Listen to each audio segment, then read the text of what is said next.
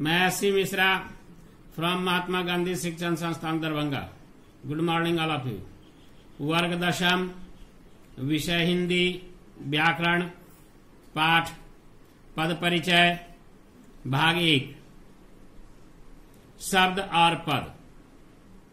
स्वतंत्र इकाई के रूप में वर्णों का सार्थक समूह शब्द कहलाता है।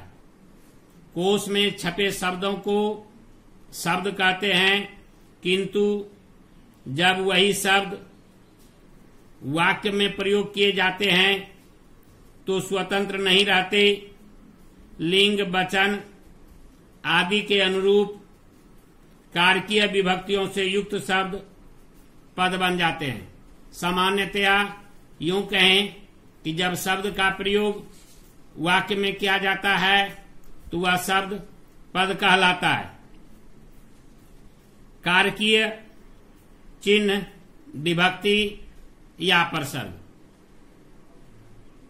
कारक के लिए जिन चिन्हों का प्रयोग किया जाता है उसे कारकीय चिन्ह, विभक्ति या प्रसर्ग कहते हैं।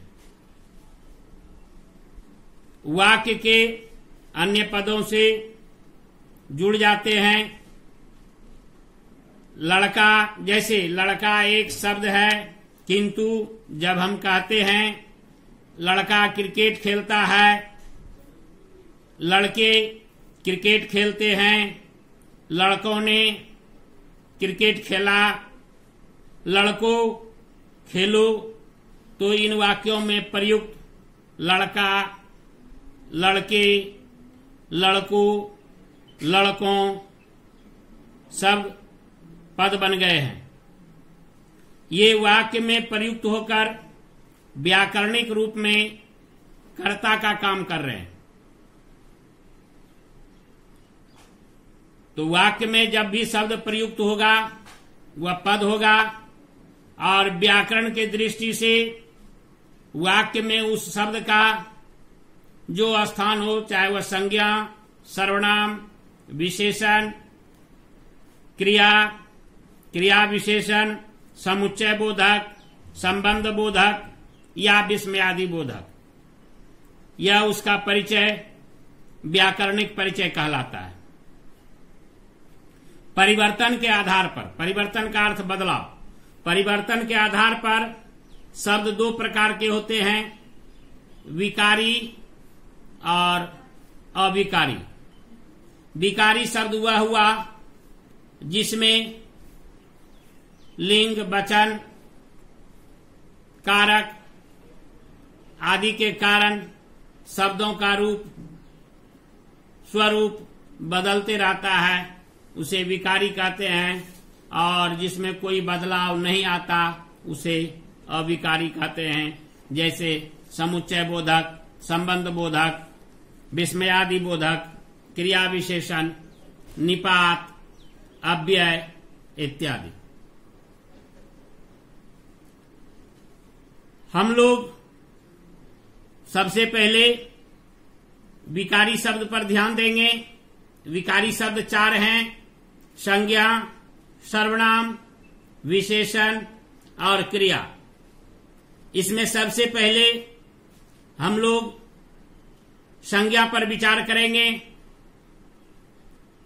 संज्ञा का सबसे सटीक और सबसे छोटा परिभाषा है नाम का ही दूसरा नाम संज्ञा, या किसी व्यक्ति, वस्तु, स्थान या भाव के नाम को संज्ञा कहते हैं। जैसे मोहन, राधा, घोड़ा, कुर्सी, घास, लकड़ी, वारिस, लड़कपन, बचपन इत्यादि।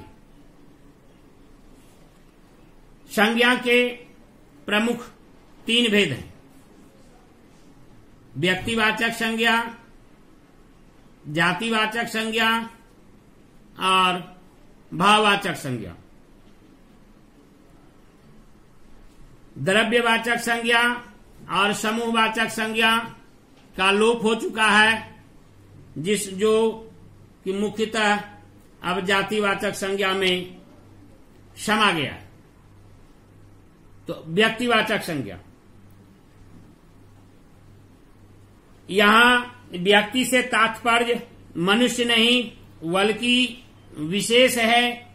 किसी विशेष व्यक्ति या प्राणी, विशेष वस्तु, विशेष स्थान आदि नाम व्यक्तिवाचक संज्ञा कहलाती है।